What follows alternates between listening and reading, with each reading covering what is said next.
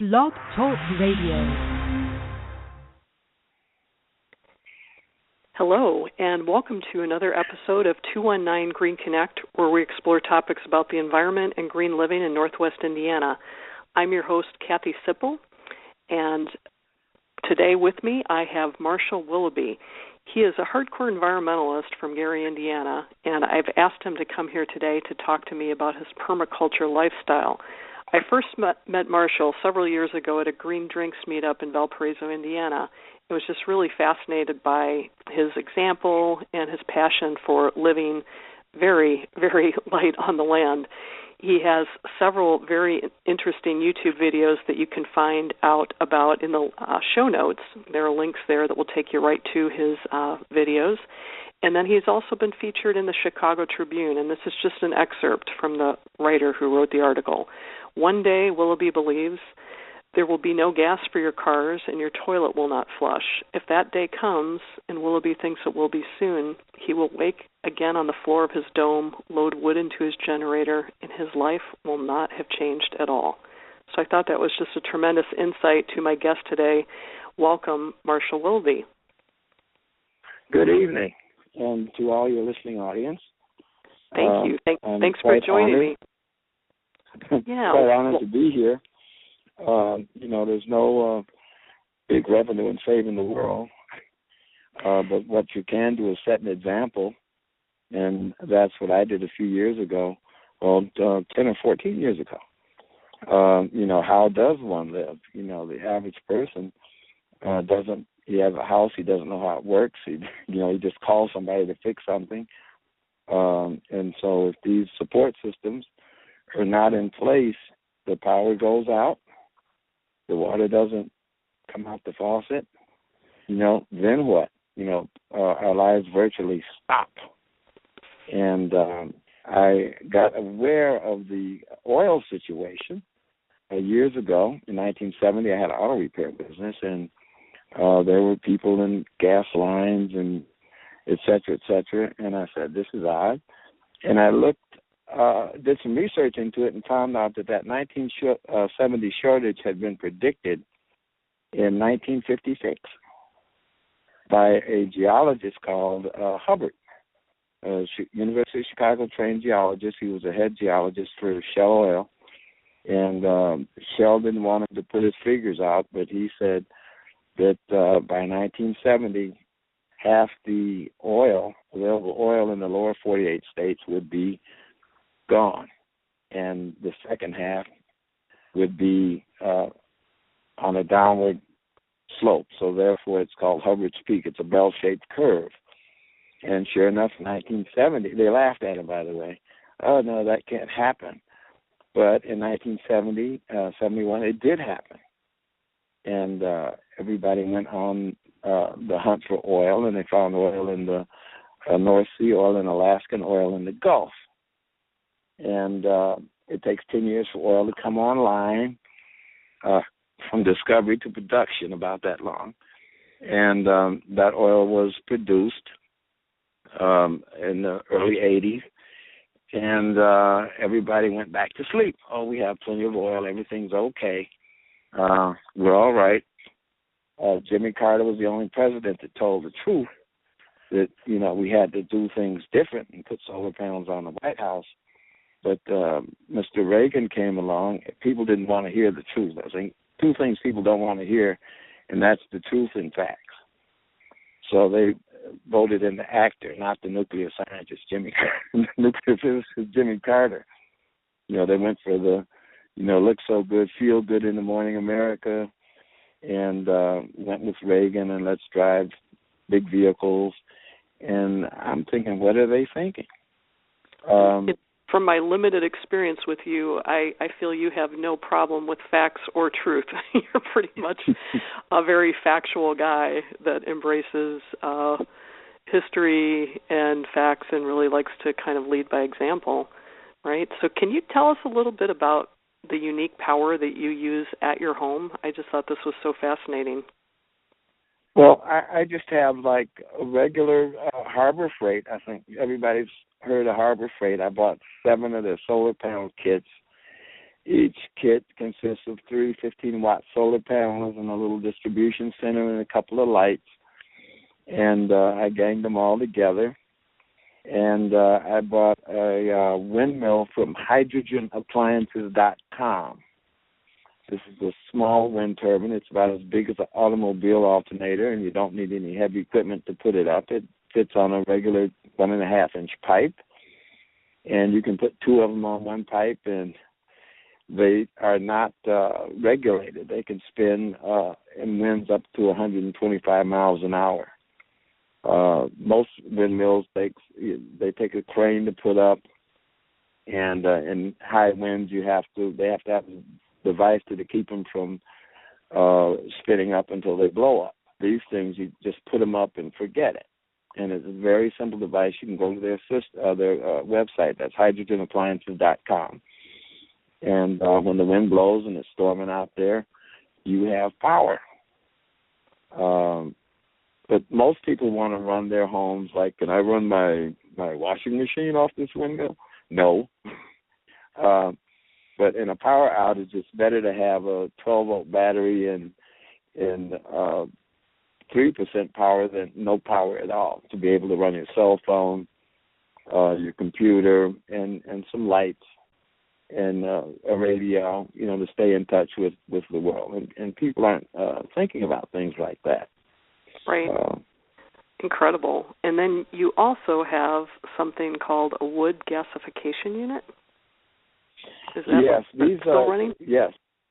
As a matter of fact, you can see it work on my video on the links, as you stated.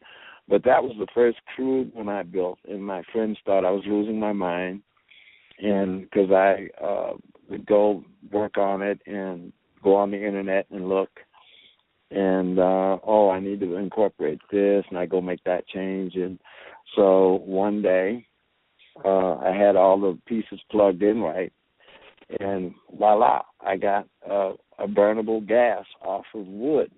And it was very popular during World War II when there were fuel shortages, and it helped build America way back in the day. But as oil became available, it was soon forgotten. But you can take ordinary wood and produce a burnable gas, which consists of mainly hydrogen and CO2. And the byproduct is biochar. You get activated charcoal out of it. And you can eat this charcoal. It helps purify your system. It absorbs poisons. You can put it in your garden. One piece of charcoal as big as an eraser has the area of a house. So it's very beneficial for organisms to grow in it in your soil. And you can filter water with it. But it's kind of, I figured I'd better learn how to do this. So I taught myself, built a unit, taught myself how to use it, because it's like half science, half art. Sounds like you're kind of MacGyver, pretty technically proficient. Would it be really tacky or just not comfortable for me to ask, what has your investment been in this equipment, roughly? About $100 or $200. That's amazing. So, and then your utility bills look like what? You're off the grid completely? Yeah, I don't have any utility bills except a little Harbor Freight less than $100 generator, which I would advise your users to get if they don't have any generator at all. Harbor Freight sells this little 2-cycle, 800 or 900 watt 2-cycle generator, and I bought one, and they would break after a little while, and they finally got them right, and they're very reliable in sub-degree weather, and 1 gallon will run this thing all night, for 8 hours or so, and depending on the load, of course. And it runs my pump, so I can pump up water from my well, and entertainment. If I want to run a DVD, whatever. But I could use it less if I had a bigger battery bank. But I operate off of 2 12-volt deep cycle batteries. It doesn't really take a lot to live. We just think it does. And it definitely takes managing your expectations a little bit. I mean, the setup that you're telling me about that probably would not be adequate to, power up a McMansion or even a moderately sized suburban home, but that's not the kind of home you live in. Is that right? Can you say a little bit about your house? I live in a geodesic dome that's made out of foam. And did you create this design? Did you create that design yourself? No. You can find these at American Ingenuity, and they make foam houses up to 60 feet in diameter, and they make a little shed. They'll sell you a kit for a little, not a shed. They make a shed kit, and it's roughly 12 feet and 110 square feet, 12 feet in diameter. I think that's just fascinating. And just for people who might be outside the area, I did mention in your intro, you're in Gary, right? Gary, Indiana. It's not like you live in the country or you're in some, different kind of a place. It's a fairly urban setting. Well, due to a peculiar set of circumstances, I was acquired a piece of land that wasn't. It's kind of disjointed from the rest of the community, and God put me there so I could do my experiment in living and be unfettered. And we got the permits and everything to build a underground burned house, and found that there was water on the property, which is a good thing. And it would take substantial investment to build up the property, to get the water level up, blah, blah, blah. So I opted to go with this smaller version, a very, very small version. And there is a movement underfoot called, teeny tiny houses, where people do build their own houses, and they're very small. And they find out, less is more, Yep. I don't have to, anything that breaks, I can repair it. I don't have to call them to do it. This is going to cost you. It's not a money pit. And you don't pay 30 years for it, And so, yeah, it's pretty liberating to live like that. And people should start putting themselves in the position now as far as their work, as far as their transportation needs. If you could make it so you live within your work, distance of your job, walking or bicycling distance of your job, because the 40-mile commute is going to be extinct. And we are headed for a very, very severe crisis in fuel, because people think that low gas prices, woo-wah-wee, they're great. But no, they're not, because all those dollars that we're getting to spend now are not being given to the oil companies. And, of course, everybody hates oil companies. But it does cost more money for them to produce what they produce, and it's also ecologically destructive, et cetera, et cetera, et cetera. And Obama said we have to kick the oil habit, and we really, really do. And people are either going to step down off the ladder voluntarily and put themselves in a position for these hard times coming up, or they're going to be knocked off the ladder by sheer circumstance. Not being able to afford the gas, not being able to do this, that. Go ahead. Well, I think, you set a great example about, you've already mentioned your overhead. You've got a home. You've got your energy sources from solar and your, wood gasification. You've got your water with your own well. So I guess that leaves food as being kind of a next big thing. Do you grow any of your own food? Yes, I have a black thumb. Tell me about that. Years. You get down into the dirt? And everything I touch with the black thumb would probably die. So that was my weak strength but I'm learning, and over the years I've learned, and I found out that permaculture, one of the mainstays of permaculture, is making a swale, and you bury, it's on the internet, folks, come on, and you bury a bunch of dead wood, Hugelkulture. And, is that right? Rottenwood. Yeah, I think that's what they call it, Hugelkulture. It's the same thing. But anyway, okay. I said, okay, I tried it. I have a raised bed, and I put decayed wood in the bottom of it and covered it with my mulch, composted wood chips, et cetera, and a bucket of my magic elixir, which is wood ash, mixed it all up, and planted tomatoes and put a fence around it and watered it twice and didn't water it again all summer. That's great. And I just came back and picked up the oranges.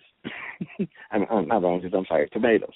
I'm like, wow, you do have an interesting thumb if you planted tomatoes and got oranges.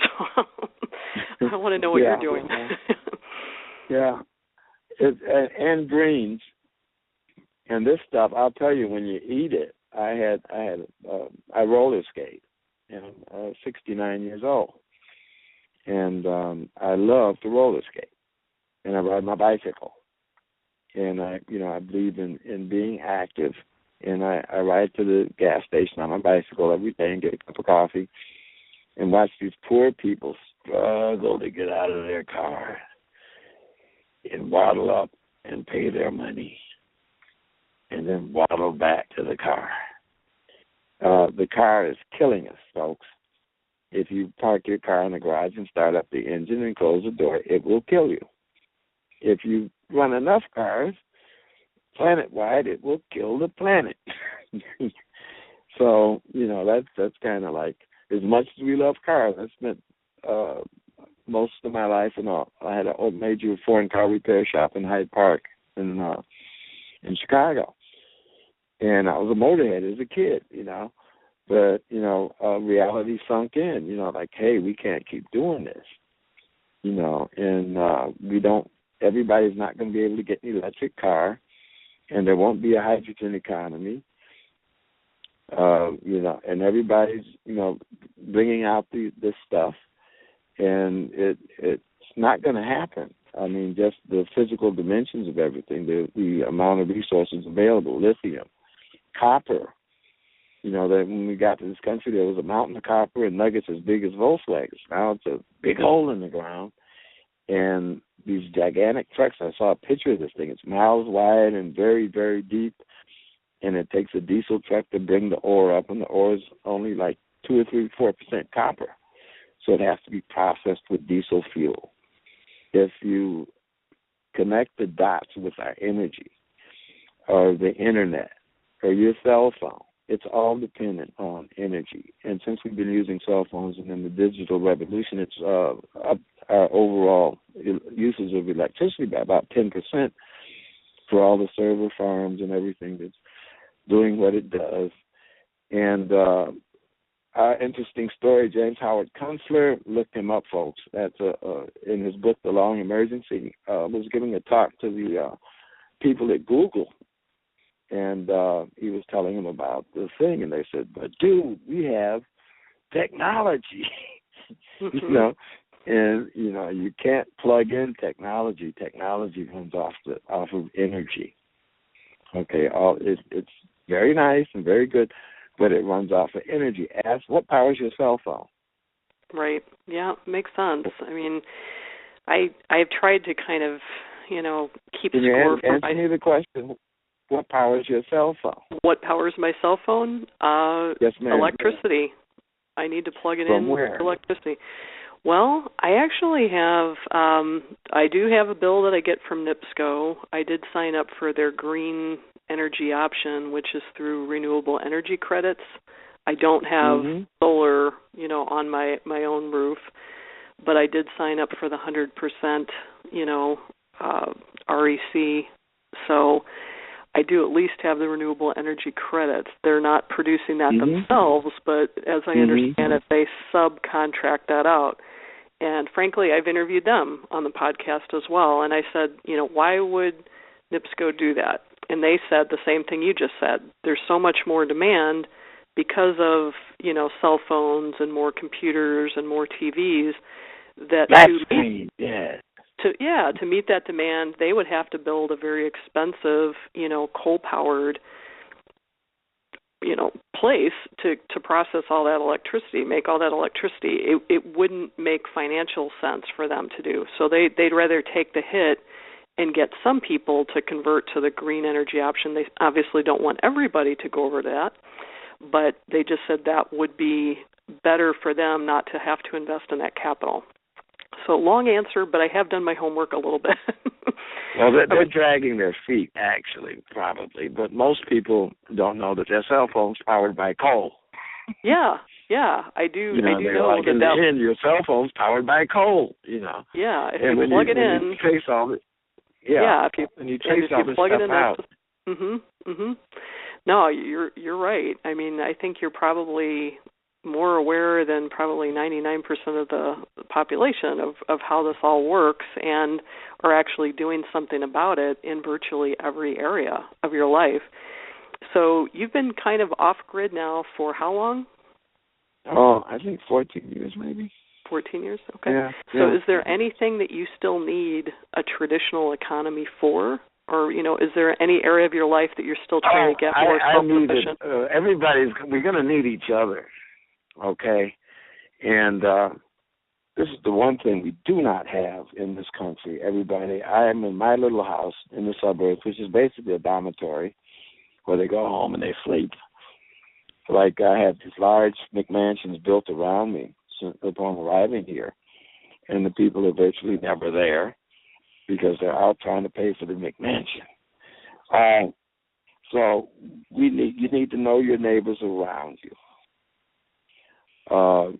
Your neighbors are going to be very important.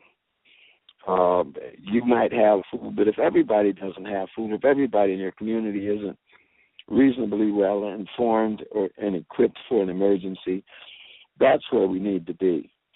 And we need to have neighbors working together on energy. There's a thing called Transition Town. Have you heard of that? Mm-hmm. I have. Mm-hmm. Yeah, those things. We need something like that. And I find out, I'm a Vietnam veteran, and I found out one thing about Vietnam, that the people we were with were one, I risk my life for them and they do it for me in a heartbeat. You come to civilian life and everybody is glad-handing and, they extend and pretend, come on over, and you show up and it's like, what are you doing here? And, that has to go. We have to be honest and helpful with each other, or else, we're all in this together. We're all bozos on the bus, is some of the people put it. And we only have one planet, and we're well on our way to doing it in. So, we have to be proactive instead of reactive. And there's a lot of greenwashing going on out there. Oh, yeah, this is green, this is good. But, if you look behind the curtain, it's not that way. Yeah, one sure thing is to grow your own food. You should have a garden, okay? You should have a way to purify water. You should have a small amount of electricity, non-dependent on the grid. This is just for starters. We're trying to get a steady state economy, if there is such a thing. But growth, if anybody gets in front of you and says we're going to grow and growth, we've reached the limits of growth. But that's the only thing the society knows. Since we're on, the system has to operate on the pretense that we're going to have more money tomorrow to pay back the loan than we have today, and that's not the case. And the other thing is exponential numbers. And that's a real kicker that we don't understand. That towards the end of these exponential numbers, they explode. To give an example, I want a checkerboard with 1 grain of rice on the first square, 2, 4, 8, 16, and so forth. By the time you get to the 64th, however many squares are on a checkerboard, you have this astronomical number. Yeah. It's totally huge.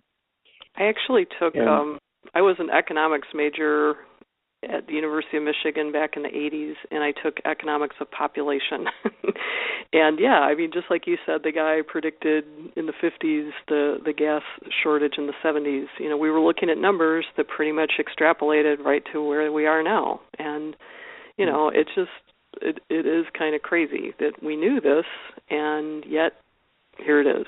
So we got to be smarter than an amoeba. You know, the thing you put it in a petri dish and it just grows until it eats up all the food and chokes on its, you know, that's how they make wine, you know. And we're, you know, man is smart. And you look at people and you say, oh, you know, oil is a finite resource. There's only so much of it. And they go, yeah. Well, it's going to run out, and it's almost, you know, that's going to happen. It's not run out, be very, very expensive. And the other cracker in the box is that the financial system might implode due to the cheap gas prices, because there's so much invested in oil and the fracking and everything, billions and billions of dollars. And these oil wells produce for a very short period of time, and so they have to drill another one, and another one, and another one. So the world peaked in 2005. World oil production has peaked and remained steady. The only new source of oil has been this 7 or so million barrels a day we get from the Balkans and Texas and the shale and all that. That's called unconventional oil, or hard oil, tight oil, call it what you want. But that's the only thing that's kept us from really feeling the shock. And so it's like being totally broke and finding $100 in the couch and going like, wow, should I get some solar panels and windmills or start a garden? But no, I'm going to go to the club and, you know, buy a bottle and have a good time. And so basically that's where we are now. When this little bubble of overproduction wears out, and the oil companies are betting on this because they have tankers parked out there, super tankers full of oil parked, because the price is too low. They buy the oil low, and when the extra capacity is used up, and the unconventional producers are going to be severely crippled financially, because people are withdrawing their money in stocks from oil right now. So about mid-year, you might see a $4 or $5 a gallon gas. But we take it, people are so illiterate about this topic, they're going to run out. And I had a friend of mine tell me the other day, she's buying a Tesla. But somebody went to the Audi dealer and traded in a $100,000 Tesla for the most loaded fuel guzzling Audi SUV that they had. Oh, my goodness. Oh, boy. Because they figured that we're out of the woods. It's all over. You know, gas is cheap again. Au contraire. Yeah, big wake-up call. Yeah. We're going to have a big wake-up call. Well, you know, so I just hope that whoever listens to this, you know, I don't know that everybody's going to go out and build their own foam geodesic dome and do everything that you've done. But I have to say, meeting you years ago, it did make an impact on me. It's like, you know, your voice and the voice of many others that I've met through Green Drinks, you know, you just see what people are willing to do and the changes they made. And it does challenge you when you know that there are real people out there. They're not just, you know, in some other country. They're in our neighborhoods. They're stepping up and doing their part. So I just want to tell you I appreciate you for sharing your story today. We're almost out of time, but I have a feeling we could have you back on many, many different topics, going down a rabbit hole on all the various ways that you become self-sufficient. So, again, I want to thank Marshall Willoughby for joining me today. Again, he's practicing permaculture in Gary, Indiana, and I'm Kathy Sipple, your host. This has been another episode of 219 GreenConnect. You can look at past archived episodes on our website, 219greenconnect.com, or you can subscribe to this podcast via iTunes. If you could do us a favor and give us a rating, a certain number of stars, a high number of stars, hopefully, on iTunes, that does help our visibility and will get us more listens. And so we do want to share good news like Marshall's lifestyle and his example that he's setting with as many people as possible. So you can also take this MP3, share it on Facebook, put it on Twitter, get the word out. This is a possible thing that we can do. So again, thank you, Marshall, and thank you, listening audience, for listening to 219 Green. Thank you for having me. Take care. Okay, bye-bye.